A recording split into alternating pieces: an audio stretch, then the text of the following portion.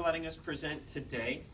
It was actually at the urging of Vice President Shakespeare that we present before you get any numbers from the Student Allocations Committee. That way you actually have an idea of what those numbers will be representing when you get those numbers. We'll be presenting the same presentation we gave to the Student Allocations Committee, with a little bit of elaboration pointing more towards events and what they actually look like. Just so that you all know, my name is David Sheeler. I'm the Homecoming Events Chair. And my name is Desiree Frederick. I'm the Homecoming Competition Chair. And today we would like to talk to you about Homecoming 2014. So we'll start by, just to give you a heads up, we'll review the previous homecoming budgets, what they looked like in the last 4 fiscal years. We'll do a review of programs, noting both cost and attendance at each of the major themes that emerge, and then we'll present to you this year's plan. So I'll start by going over this previous budget for you. You can see starting in fiscal year 11, $47,500. You ask maybe, why do we start 4 fiscal years back? That's really where our good data starts. So when we're tracking things, we want you to know that this is the best evidence we have to give you. And then we go to 62.5, and then we start the decrease from 55 to 36. You see an attendance line at the very bottom starting at 45.94, 8,064, 67.01, and then 80.42. I want to make clear at this point, though, that this last number is perhaps the most accurate. This is after the introduction of MavSync. MavSync allows us to scan students into events. So this is how we know that somebody's actually there. Now, we get close with the clickers, but again, that's one person, one finger clicking. So there's some error to be had there. We suspect most often that those numbers based on clicking are low. So you can see that in fiscal year 2000 or fiscal year 12, that 8,064 is most likely closer to 9,000 or somewhere in that area.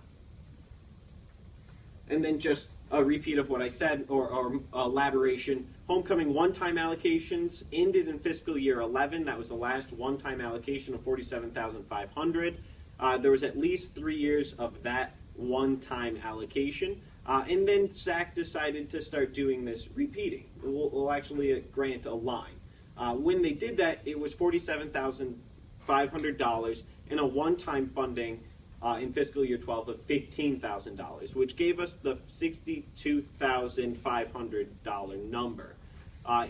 In that year, though, they only spent $56,000 and got some corporate sponsorships. So then SAC the following year said, you know what, we'll give you 55.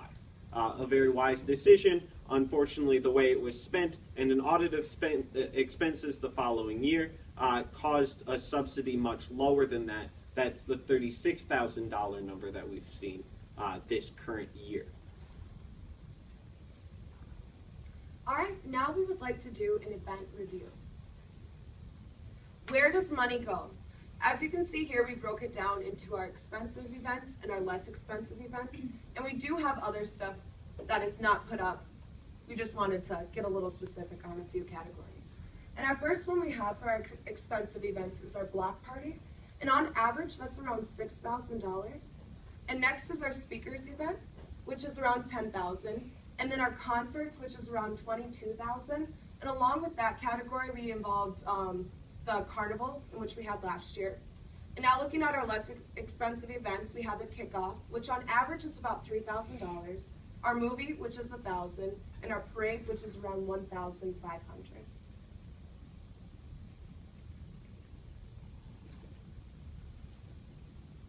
Where do the students go? For this, we wanted to break it down into 2 categories as well. We have our high attendance events, which is our parade, and on average, it's about 4,000 people, and that is hard to track. We do have someone going around with a clicker, but as you all can tell, if you've been to a parade, it is hard to track how many people are actually in attendance for that. And our concert, on average, we have about 2,400 students. And for our well-attended events, we have our kickoff, which on average is about 1,000 students, our block party, which is around 900, and our lip sync, which is around 900 students as well. This kind of raises some questions then. if you looked very closely at where the money was going and where the students were going, they were the same thing, which for a budgeting body like SAC can sometimes be a little concerning. The more expensive the event, the higher the attendance. And I think that, Senate, you might expect that I would come and say this to you. You want more money, look, attendance is related to money. I want to make it comfortable for you, though, to understand that there is a paradox here. It's not an equal ratio. If you give $1 more, you might expect 1 more student to show up. You give $10 more, 15 more students might show up. This is related to a few different issues. All right, why? So if students are able to recognize the name that we have here at school, the attendance does go up. And for our example, we have Every Avenue in comparison to Eric Hutchinson. The attendance for Eric Hutchinson was greater than Every Avenue due to the sense that students recognized the name. And from then we had Eric Hutchinson compared to Atmosphere. And Atmosphere had a greater attendance due to the sense that students knew who Atmosphere was. And another big thing that we're trying to do this year is that it's fun and easy to attend. We want it to be that students don't have to pay for the event. It's just a fun and easy way, a last-minute decision like, hey, I want to go to the event. So it opens it up to everyone, and it's just something easy for all students to partake in. So then we have to talk about this year and what this year looks like. This year is going to take some work, though. And we've begun work, and we're perhaps one of the earliest homecoming pairs to start work in a long time. And we've really been working on combining the previous years. So what was the best event of last year? What was the best event from the year before? What were the best events for the last 10 years? Can we find those? Let's bring those events back. If an event's not working, let's stop doing it. And that is where we started goal setting. So we want a week-long attendance over 10,000. We want a large-scale concert over 2,500. So over a quarter of that attendance could come one event. We want to create open and inviting events, again, that Desiree was talking about, that are easy and spontaneous to attend. You shouldn't have to decide a week before an event that you're going to the event. That's not how a college life works. It might for student leaders as yourselves who are very well organized, but for the majority of our student population, decisions might be made a little bit quicker. And then again, this collaborative competition committee structure. We actually reached out to where we know our competition teams typically come from. So our HSA, VASA organization, AAPIA, OPSO, we've gotten a student representative from that organization. We reached out to all of the Greek organizations. We reached out to CLASA. So we've really, who participates in homecoming, let's have them write their competition packet so that we get buy-in from day one.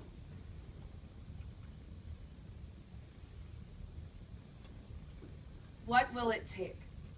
Honesty and transparency. We are trying to be as open as we can and let you guys know what our plans are in hopes that you can help us decide, make decisions on what's best and that you know fully what we are doing with our funds. And financial oversight. We have talked to a SAC member to oversee our budgets, and we're hoping with that we can just build trust and that we are spending it correctly and that our money is going all to the students and we're providing them with all that we can. And we want to return to a fiscal year 12 funding, and we're hoping with a greater funding, we're going to increase our attendance and just bring things back to the way they were before. So here is our goals, all set up in one nice spreadsheet for you. If you can actually go down this list, you see each event, as we'll explain in a moment here, our attendance goal, and then the expected cost.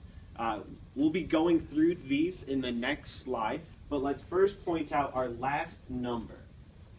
And that's the $60,000 figure, and that's what we requested of SAC. And we'll cross our fingers as homecoming partners that that's the number SAC will give to you. Otherwise, we'll ask of you that this would be the number that we would receive. So for your comfort, what does that number actually represent? Because when it comes to Senate, you're going to get a sheet of paper that explains the last 2 to 3 years of what SAC's budgets looked like. So let's give that to you now. for some comfort, so that you know that we're being as truthful and open and honest as we can be. $60,000 represents, and you'll see this on your sheet, it'll most likely be highlighted, a 40% increase in our budget from last fiscal year. However, that only represents a 9% increase from the year before that, and it actually represents a 4% decrease from the year before that. Our attendance goal of 11,525, based on the numbers, the individual attendance goals based on the sheet that we just presented to you, represents 43% increase from fiscal year 14, 72% increase from fiscal year 13, and that 43% increase from even that highest year. Now again, I'll repeat to you that we do believe that those numbers were a little bit lower based on the inaccuracy of the clickers, but that it's still a very substantial increase for what's actually a budget decrease. How do you do that then? You use your money much more effectively by actually unbudgeting much less. We've already shown you where our money is going in our plan. In previous years, you see this unbudgeted funds go anywhere from $5,000 to $16,000 in unbudgeted funds. That's for marketing, that's for allocation teams. So we're lowering this number. First, we're not going to be paying our allocation teams as much as they've nearly been paid in the past. We need students to volunteer for it. This is homecoming. As student spirits and as Mavericks, we can come together to make the best of our atmosphere and the best use of our dollars. I don't want to be paying a student $10 an hour to set up a stage.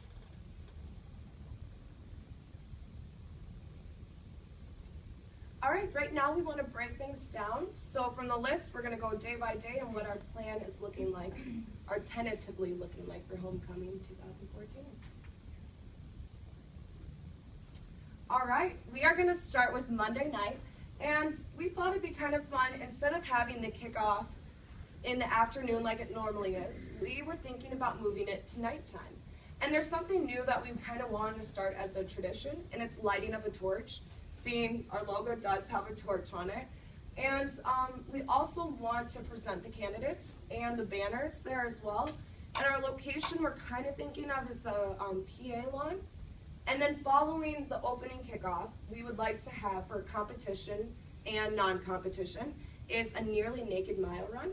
And that would be in place of the can sculptures that we donate. We'd just be donating clothes instead. So kind of something new and fun to try out and see how that works. And then after, we're still playing with it, but seeing everyone has their clothes off, most of them, we were thinking that maybe a water balloon fight or something to kind of close the night to just kind of celebrate the run after everyone's done. So Tuesday then, we're working on an 11 a.m. spirit lunch that would run 11 to 1, which is actually conveniently, Senate had changed the amplified sound policy for the campus mall, so right in line with that for our lunchtime activities. We'd ask the pep band as well as the sporting teams to participate, and then we'd have cake with the candidates. Our traditional Monday lunch activity would then be moved to Tuesday at lunch. And the best part yet, we've been in communication with Minnesota Food Truck Fair, and they are excited to work with us bringing 10 food trucks to campus to have a food truck fair lunch on the campus mall. After checking with the Sodexo contract, it is outside of the union, so we should be able to do so without worry there. And then we'd be classically doing the 6 p.m. dodgeball event that has been going on for several years. You'll notice we didn't mention the dodgeball tournament earlier. It's usually free as far as programming dollars go, so it's a very effective event. Wednesday, we would like to do the food eating contest like it normally is on Wednesday, except this time we would like to do it with Buffalo Wild Wings. And I was thinking about doing the Hot Wing Challenge, or the Blazin' Challenge. And yeah, I think that'd be fun for students to do, something new and something off campus, a food place off campus. And then closing that night, we're thinking about a comedian. And if we did have someone thinking about the name Bo Burnham, or around that type of price range for him. And that's tentatively. We're thinking about having it, but it's important to understand that this is one of our least prioritized events. We want to be honest with you again, that if our budget doesn't work out the way that we would hope it does, or other events start coming in over budget, that this Wednesday night activity, this comedian, would be the most likely the first event to be cut. And that's to make you feel comfortable with understanding where we are in our flexibility. Thursday, then, our daytime event would be, well, we're working on the notion of a tentative alcohol awareness event. As you know, homecoming weekend can be one of the most dangerous alcohol consumption weekends on a college campus. We have some moral obligation to help that. And in just conversation with our committee, we realize students don't know about things like the amnesty policy, what alcohol poisoning looks like, how much is too much. These are important facts that need to be given to students at a very timely manner. So we're thinking about some fun mocktail sort of event co-sponsored with health services and alcohol programs so that we can help prevent unnecessary risk through our student body. Then, of course, the campus decorating contest. That's a classic we bring back every year. Just the homecoming committee would be walking around campus, the university homecoming committee, and would be judging those workspaces as well as floor lounges through residential life. 6 p.m. lip sync. And we're working on selecting songs from the Friday night concert artists so that you'd actually get a little preview of what Friday night would sound like through dance on Thursday night. And then, of course, coronation at the end of lip sync. All right, that brings us to Friday. And we're going to keep the photo scavenger hunt on Friday. And this time we're going to make it a little more difficult for teams to do by changing the time or the amount of photos that we have. And then at night, we would like to have a large concert. And we want it to be free to students. That's our biggest goal. And we are going to be selling to the community, and it's going to be 18 and plus is what we're looking at right now for that. And as it says, we are looking at an artist of the name Sammy Adams. So that's kind of our plan for Friday. And it's going to be outside in lot 20, which is where the carnival was last year. Fun fact about Sammy Adams, he's done several collaborative tracks with Mike Posner, who you know is coming to campus in a few weeks. So long as Mike Posner has a good time, we hope that Sammy will as well. Also, Sammy released an album last November called Homecoming. So it's quite perfect, and he loves the college atmosphere. Bringing us to Saturday. We're working on the parade route. The parade, through conversations we've had with students, feels short in that you start at the Presca PA corner, and then you're pretty much done by the time you get to the Taylor Center. It's 2 blocks, long blocks at least. So what we're talking about is ways that we can extend it, whether it be longer across Warren Street where we notice students and community members gather more, or if we even extend it to some portion of Stadium. The area around University Square seems to be our highest population, and we want to extend that area. We're working on it. Apparently, county roads are very difficult things to work around, but we are believing we'll have quite success there. 2 p.m. football game. We're hoping to work again with athletics to do a presentation of the King and Queen during the halftime show. That's not within the bounds of the homecoming committee. That is within intercollegiate athletics, but they've been pretty receptive in the past with it. And then 8 p.m. bonfire and fireworks. Texas A&M is a university that has what is known as the student bonfire. Their student bonfire gets upwards of 40 feet tall. And while it sounds like a risky event, and it's one of the things that we want to do, they continue to do this event, even though in the past they've had issues with it. We've been working with the fire department, with Dave, and with Chandler on the risk mitigation with this event, and it seems like it's going off without a hitch. So long as the barrier between any student and the fire is twice the height of the bonfire itself. That's it for our presentation. We'd like to open the floor up for questions.